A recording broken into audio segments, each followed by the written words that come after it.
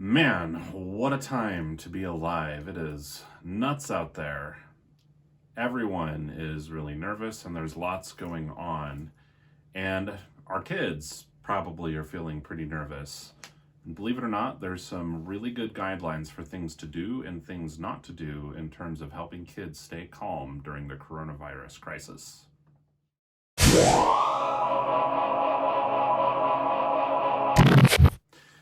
Hi everyone, this is Dr. Brett Pierce, child psychologist, and today we're talking about the coronavirus and kids and anxiety about the coronavirus.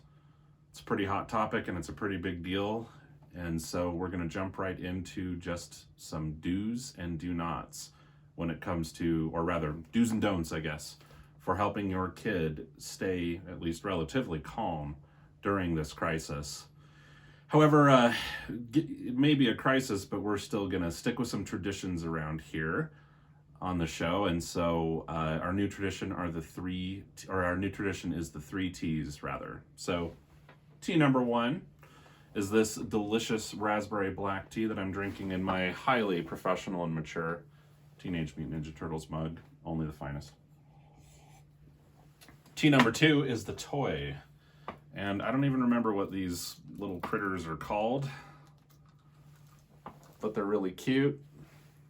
And they sometimes make noise and move around, and that's what's kind of creepy, is that it's a little hard to tell. Well, at any rate, they sit on your finger. I guess it's not working right now. It'll start working in the middle of the video, and it'll freak me out. And the third T is indeed the talk. So let's jump right in. So when we're dealing with anxiety, and this is true in general, but these are some specific guidelines for the coronavirus crisis, and kids, we really need to think carefully about what we're doing, and there can be a lot of kind of wrong turns that we can take as adults when we're helping kids. So, very simply, I want to offer 3 do's and 2 don'ts when it comes to helping your kid with coronavirus fear.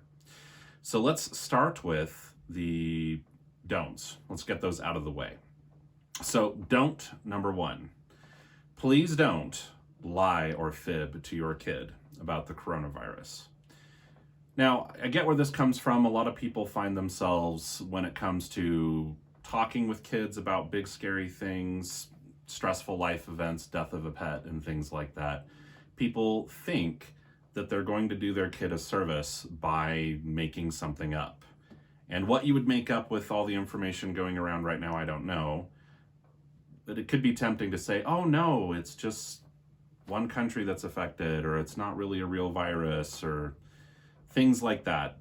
And what I have to say unto you is, please don't. I know that your intent would be to try to keep your kids' anxiety down, and maybe, something like ignorance is bliss, which it's not if you ask me.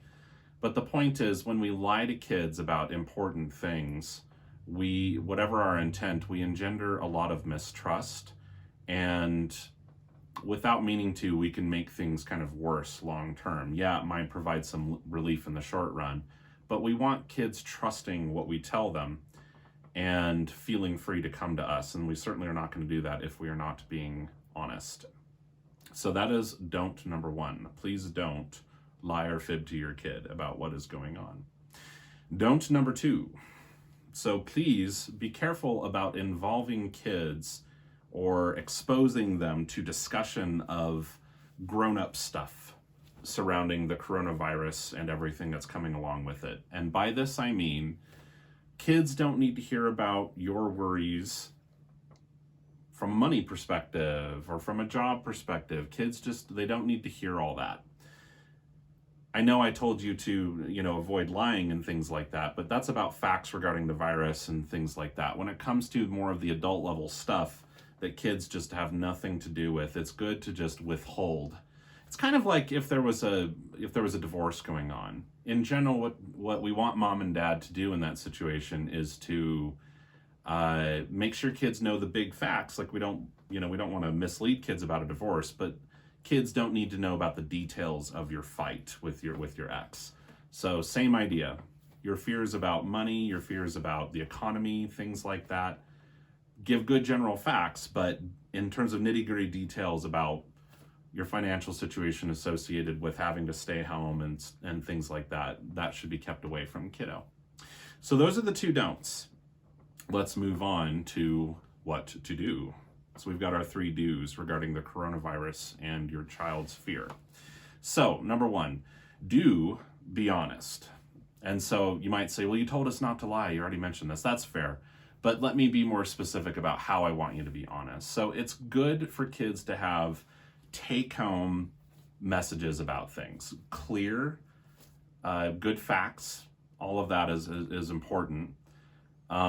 So we just want to make sure that kids know, and we want to be the ones to bring it up with the kid, even if the kid isn't really bringing it up. And this is even true for pretty young kids, because we can have this idea, well, kid doesn't seem to know what's going on and isn't mentioning it, so I won't bring it up, because if I bring it up, then I'm doing something harmful or something like that to kiddo. And there's a substantial chance that if your kid has not brought up the coronavirus with you, it's because the kid doesn't really know how to bring it up. Moreover, when we feel anxious, usually our first instinct is to avoid what causes us anxiety. So if your kid isn't bringing it up, there's some chance that it's because your kid's rather anxious about the situation but feels nervous about even mentioning it. So it's probably a good idea, if you have not already, just to sit down with your kids and just lay the situation out pretty clearly. Again, they don't necessarily need to know nitty-gritty details about every tiny little thing and what was the death rate in Italy or something like that. Although I'm not saying that's wrong for them to know, but certainly the take-home message. Yes, there's a global thing going on. Yes, there's a virus. Yes, it could cause some economic fallout, and we're in for some interesting times in all likelihood over the next few months in this country. All of that is important for them to know. This also helps them see that it is okay for them to bring the subject up with you. And many kids think if they bring up tough subjects, then they're stressing people out. So they kind of, they close their lips. Okay, let's move on to the next do. So again, you're going to probably say, well, you're giving me contradictory information, so let me explain before you click away. So do give your kid an impression, even if you don't feel this way. Do express confidence and be reassuring with your kid when you talk about the situation, particularly if your kid is nervous. So maybe I could just illustrate with this with an example. So there's 2 ways that I could talk with you about the coronavirus. I could say to you, oh my gosh, it's terrifying and it looks much worse than the flu and people are dying and the whole world is grinding to a halt in many ways and there's a lot of financial uncertainty because of it. And man, I'm really nervous for what's going to happen. I'm really scared. Or I could say it to you this way. Yeah, well, it's definitely a big thing. Yes, there is a virus. Yes, there's a big shakeup around the world and in the country, and that's why you're home from school. And we're all going to take care of each other, and mom and dad are going to make sure that you're okay no matter what. And if we run out of food somehow, then we'll become farmers and hunters and we'll have fun. We'll figure it out. So you see the difference? Neither one is exactly true or false per se. It's just that one leans on confidence and hope and is reassuring and organizing and steadying. The other one leans on fear and despair and is not so reassuring. Now, it's not wrong if you, as the adult or the parent in the situation, feel really nervous and scared and you're kind of having a hard time accessing hope. Anyone can get there. But in terms of what we show the kid, an anxious kid in this situation needs confidence and needs to be reassured. So please do that. The third do, and it's funny because I'm delivering this over the media, but the third do has to do with limit and contain your kid's exposure to the news, the media, regarding the coronavirus. It can be very tempting in situations like this to be absolutely glued to the news, to social media, to your phone, and things like that, and have stories about the coronavirus going around constantly on the news, on the TV. And maybe not for every, but for many kids, this could be very, very anxiety-inducing. it's just too much exposure. There's not much that your kid can do about the situation, and frankly, other than some preparations and a few other things right now, there's not a lot that much of anyone can really do other than the powers that be, I suppose. So please do think about that. And if your kid is the one who wants to know and check about the news and things, that's fine.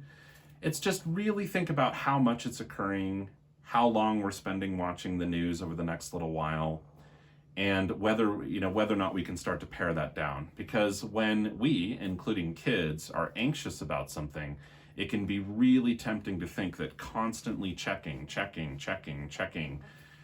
is going to be something that will help relieve the anxiety. And to an extent, it might for a little bit.